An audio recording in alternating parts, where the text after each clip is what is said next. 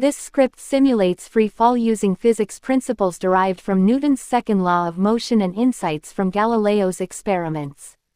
Let's begin with the constants and initial conditions. The gravitational acceleration, labeled as g, is 9.8 meters per second squared. This represents the acceleration due to Earth's gravity at sea level. Time is defined as a range from 0 to 10 seconds, divided into intervals of 0.1 seconds. The initial velocity, v0, is set to 0 meters per second, meaning the object starts at rest. The initial height, h0, is also set to 0 meters, so the object begins its motion from ground level.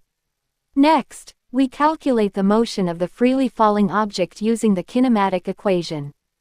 The height, labeled as h, is given by the formula h equals h0, plus v0 times t, plus 0.5 times g times t squared. The term v0 times t accounts for any initial velocity, which is 0 in this case.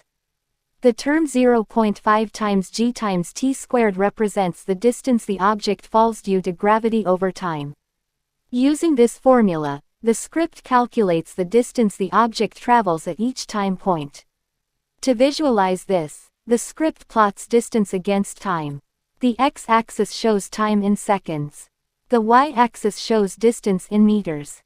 The graph is titled, Distance Traveled by a Freely Falling Object, showing how the distance increases more rapidly as time passes. Now, reflecting on Galileo's contributions.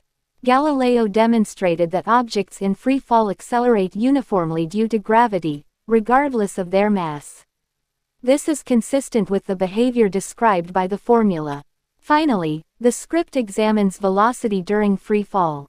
Velocity, labeled as v, is calculated using the formula v equals v0, plus g times t. The initial velocity is 0, so the velocity increases linearly with time, proportional to gravity. The script generates a second plot of velocity versus time. The x-axis shows time in seconds. The y-axis shows velocity in meters per second. The graph is titled, Velocity of a Freely Falling Object, illustrating how the object's speed increases steadily as it falls. In summary, the first graph shows the distance traveled, which grows quadratically over time. The second graph shows the velocity, which grows linearly. Together, these plots illustrate the elegant physics of free fall, as described by Newton and Galileo.